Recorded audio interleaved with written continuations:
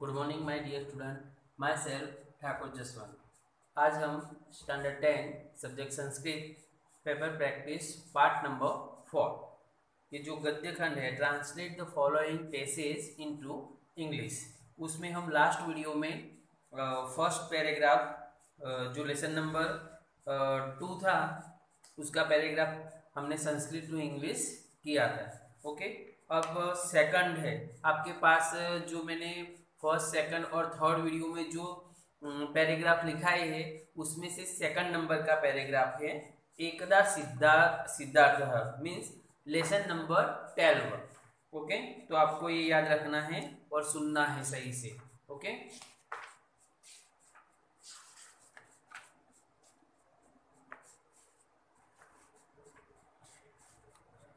तो मैं इसका ट्रांसलेट संस्कृत टू इंग्लिश कर रहा हूँ, आपको सुनना है और समझना भी है।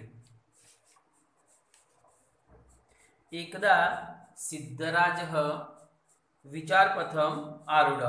वंस सिद्धराज स्टार्टेड थिंकिंग, सह अचिंतयत, ही थॉट।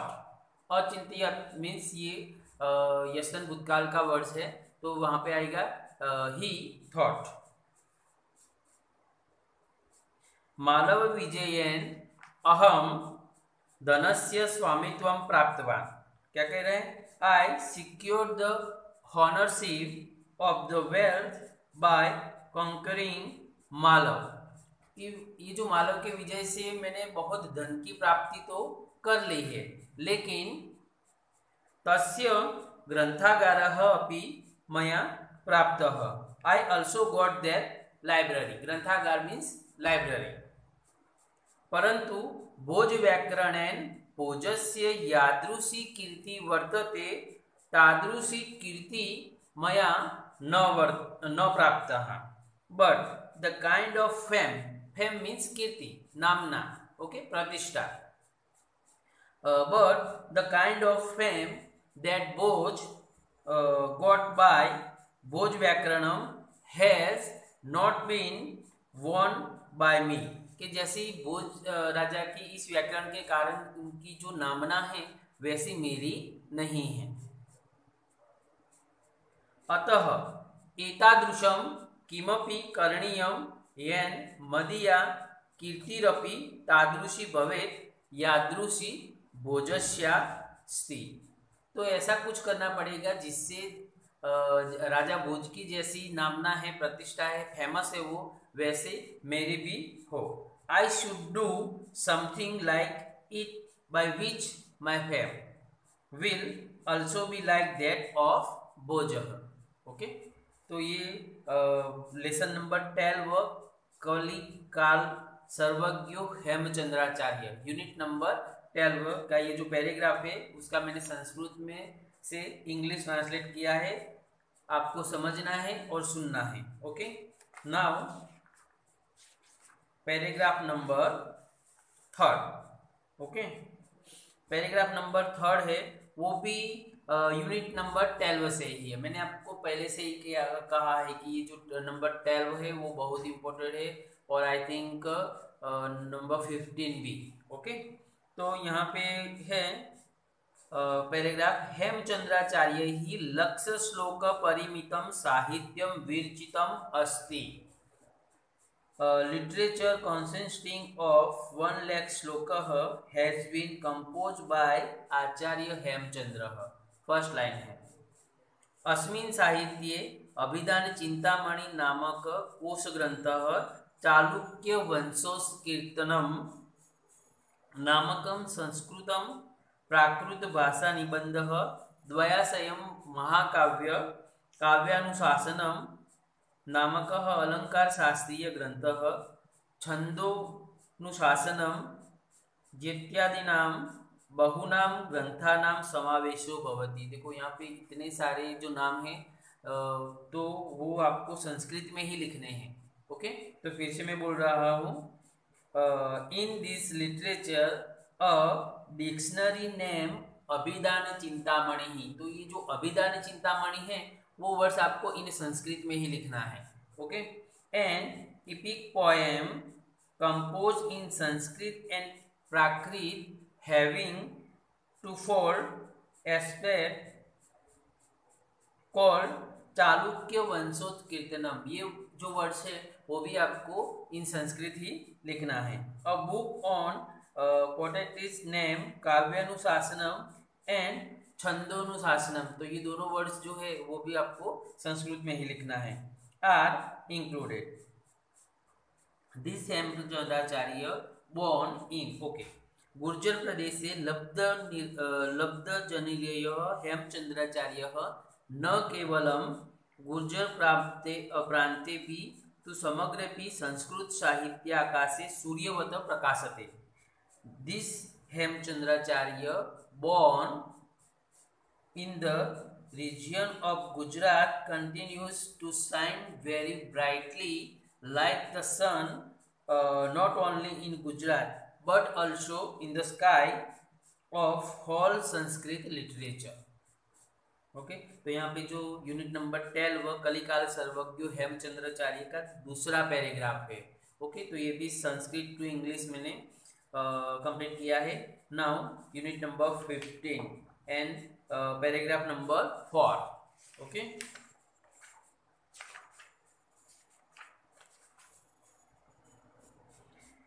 पैराग्राफ नंबर 4 आप देख सकते हैं, आपने नोट भी किया होगा और टिक भी कर दिया होगा अपनी टेक्स्ट बुक में।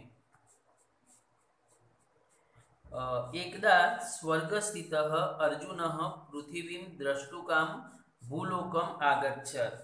Once Arjun living in heaven desired to see the earth came down on the earth। पृथ्वी को देखने की इच्छा के कारण वो स्वर्ग में से पृथ्वी लोक पर आया। कौन? अर्जुन। प्राप्त भूलोकः सह महान्तं जयघोषं श्रुत्वा। Having reached the earth, he heard loud proclamation of victory। उसने जयनाद सुना।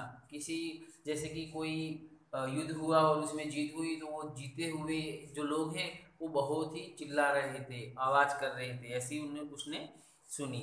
सह जय घोष कारकम जन समुस्य समीपम गच्छति। तो वो जो जय घोष कर रहे हैं उनके पास जाता है। He went near the group of people who were proclaiming victory। सद्यः विरमते विश्वयुद्धे लब्धविजयाः जनाः विजयोत्सवम् अनुभवन्त्यन्तः आसनः। People who had scored a victory in the world war that had just ended were celebrating the victory।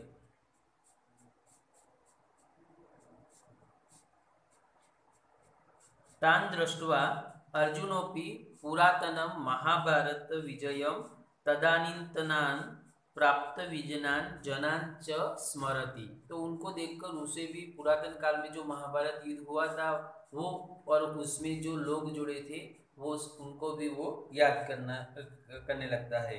Having seen them, Arjun also remembered the victory in the ancient Mahabharata war and the victorious people। एतत् अपरिचित पूर्वं समुपस्थितं अर्जुनं ते जनाः स्वकीय विजयोत्सवे योजितवन्तः। The people included this Arjun who was not known to them before and who had appeared there in their celebration of victory। अर्जुनोपि जातहर्षः तैः सह संलग्नो भवतः। अर्जुन भी वो खुशी के मारे उनके साथ जुड़ जाता है। Being dilated Arjun also join them. वो भी उनके साथ इस विक्टरी के विजय महोत्सव में जुड़ जाता है। ओके तो यहाँ पे जो हमारा यूनिट नंबर 15 जयः पराजयो वा उसका जो पैराग्राफ है, फर्स्ट पैराग्राफ है, वो हमने संस्कृत टू इंग्लिश किया। Now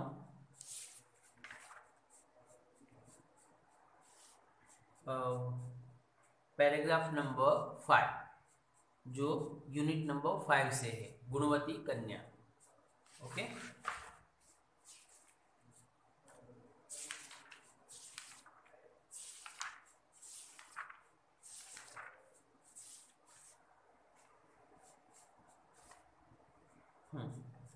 unit number 5 and paragraph number also 5. Okay. धात्री काष्ठानी आनंदवती. धात्री मीन्स जो दासी जो कहते हैं वो, आई थिंक नर्स. ओके. तो the elderly nurse brought the wood. काष्ठानी मीन्स लकड़ी, वुड. तदंतरम सा तंडुलान असकृत जलेन पक्षालितवती. Then she washed the rice grains many times and put them in the hot water. Okay. उष्णीकृत जले चतान प्रक्षितवती.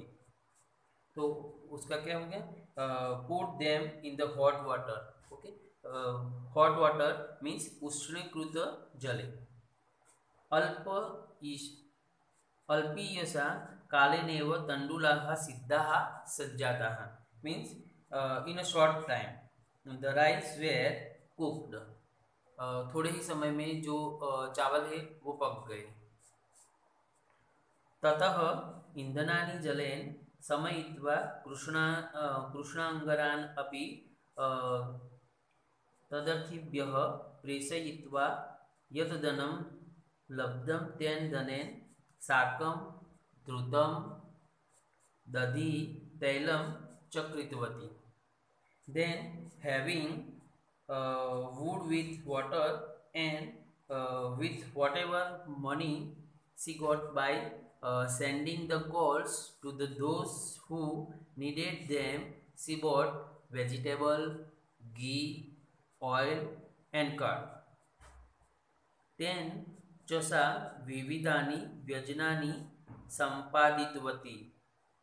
And with it she prepared various dishes. Okay. तो ये unit number 5 का paragraph number 5 Sanskrit to English translate किया है. आप सबको समझ में भी आ रहा होगा. ओके. एंड 6 पैराग्राफ है यूनिट नंबर 9 में से.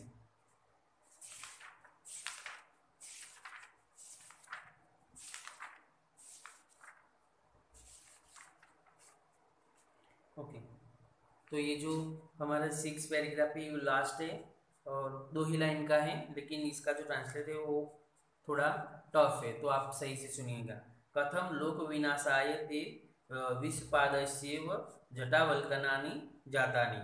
How have your matted hair and bark garment become the cause of the destruction of people like the root and sorry मैंने कुछ ज़्यादा ही बोल दिया है. जातानी. ओके. जटावल्कनानि जातानी. तो how have you your matted hair and bark garments. Okay.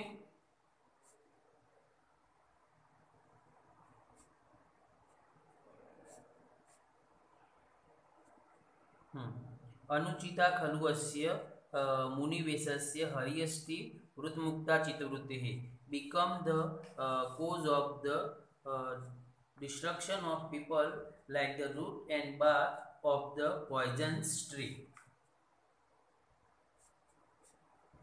Okay.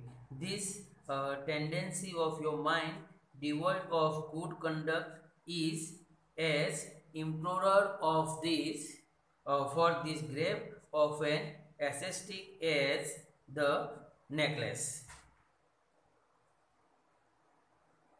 शैलुषः इव वृक्षाः वहसि कृत्रिमम् अपशून्यसेन चेतसा तापसा कल्पम. With your mind without peace, you are wearing the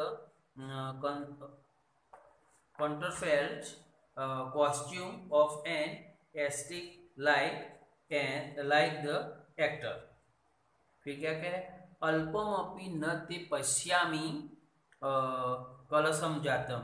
तो उसका मीनिंग है I do not see even slightest virtue in you.